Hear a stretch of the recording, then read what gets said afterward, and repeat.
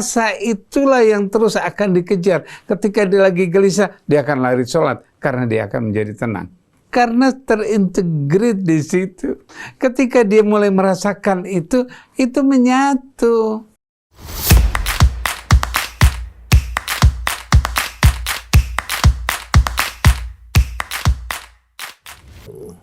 Alhamdulillah, nikmat yang Allah berikan kepada kehidupan kita tidak akan pernah berubah.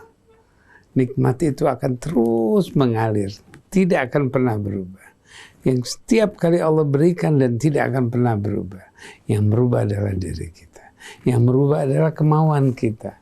Sudah diberikan kebaikan tersebut, kita mau yang lebih dari itu. Sehingga kita berubah dari nikmatnya Allah. Perubahan itu terjadi dalam diri kita.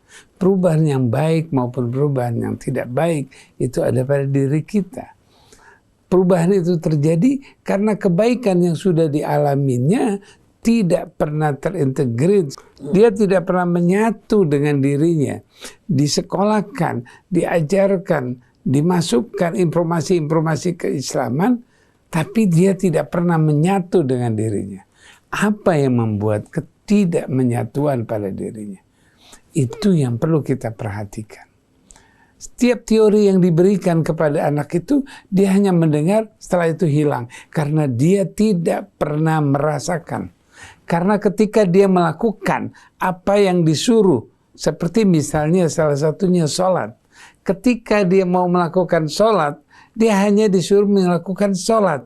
Bacaannya, cara-caranya, setelah itu selesai. Dia tidak pernah bisa merasakan karena dia tidak pernah diinformasikan apa rasa yang dilakukannya ketika dia sholat. Bagaimana dia mendapatkan ketika dia lagi sholat? Apa yang dia dapatkan? Apa yang dia peroleh dari sholat itu? Manfaat apa? Setelah dia sholat, apa yang dimanfaatkan? Itu tidak pernah dibicarakan. Misalkan ketika dia sholat, kemudian selesai dari sholat, kita perhatikan, coba perhatikan, wajahmu sudah berubah, kamu sekarang senang. Rasa itulah yang terus akan dikejar. Ketika dia lagi gelisah, dia akan lari sholat karena dia akan menjadi tenang. Karena terintegrate di situ.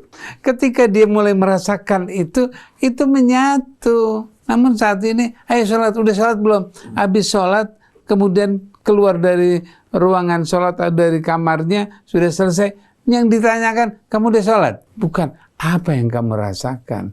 Coba kita informasikan, lihat wajahmu. Ya kalau dia anti bohong bagaimana? Itulah kecurigaan.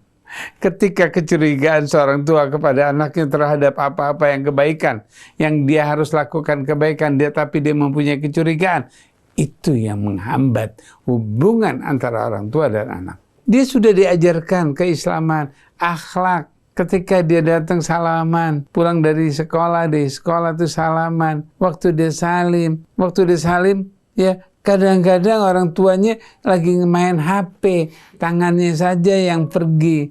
Suruh anak berakhlak, tapi orang tuanya tidak berakhlak.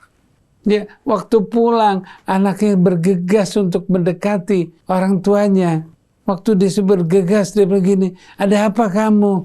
Bukan ditangkap, bukan diambil, tapi anak itu ditanyakan. Dia datang ingin bergegas, ingin kangenkah? Apakah dia sudah lama tidak ketemu? Dari pagi sampai jam 12, jam 2, sekarang sampai jam 4, nggak ketemu dengan orang tuanya. Dia kangen. Tapi waktu bergegas malah ditanya, kenapa kamu? Kok buru-buru, capek? Kenapa kamu kok tergesa-gesa? Ada apa? Yang ditanyakan ada apa? Apa yang terjadi pada anak itu? Kaget, bingung, rasa kangennya hilang. Rasa kangennya buyar. Yang dimunculkan gimana? Kaget. Dengan kaget itu, nggak tahu ada apa. Aduh. Akhirnya tambah kebingungan. Tuh lihat, kamu bingung. Akhirnya masuklah bingung. Maka si anak itu akan menjadi kebingungan terus. Kenapa? Karena dilabel sama orang tuanya bahwa anak itu bingung. Coba, banyak akhlak yang dia sudah ditanamkan di sekolah, ditanamkan di rumah. Namun ketika lagi merasakannya, menyatunya kepada anak itu digeser. Sama siapa? Interaksi itu. Baik orang tuanya, baik orang lain, atau temannya, atau siapa saja.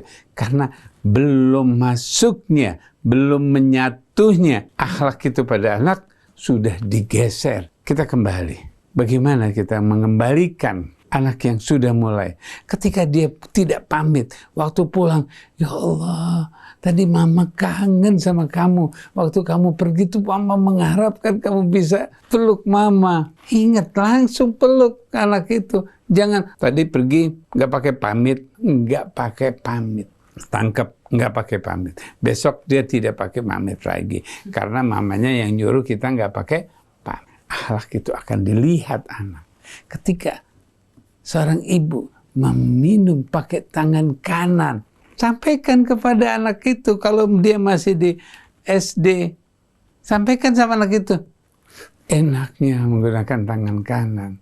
Ini yang benar. Anak itu menangkap. Itu dia akan rasakan. Waktu dia menggunakan tangan kanan, kita sampaikan kepada anak tersebut. Nah, inilah yang benar. Jika menyatunya akhlak dan ilmu ini, yakin dia tidak akan berubah. Dia akan terus berubah menjadi akhlak yang lebih baik.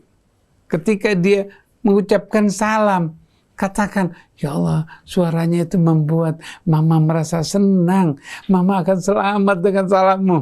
Waktu mamanya mengucapkan salam, assalamualaikum. Ketika anak itu mengucapkan waalaikumsalam, ya Allah, kita sama-sama selamat di dunia dan di akhirat.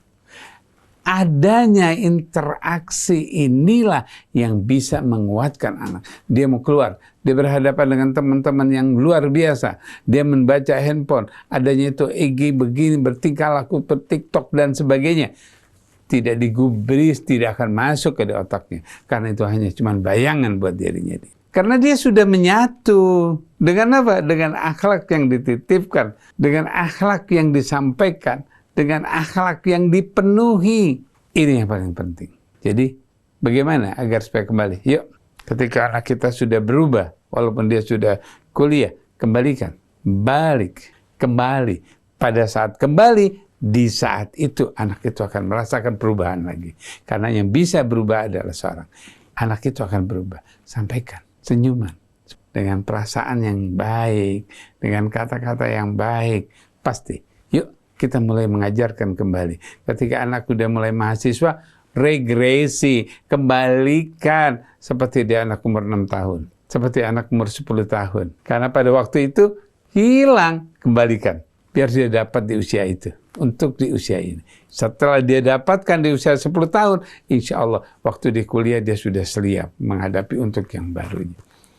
Yakinkan, apabila dia mampu kembali dan bisa berubah, insya Allah dia tidak akan mengalami hambatan-hambatan seperti itu.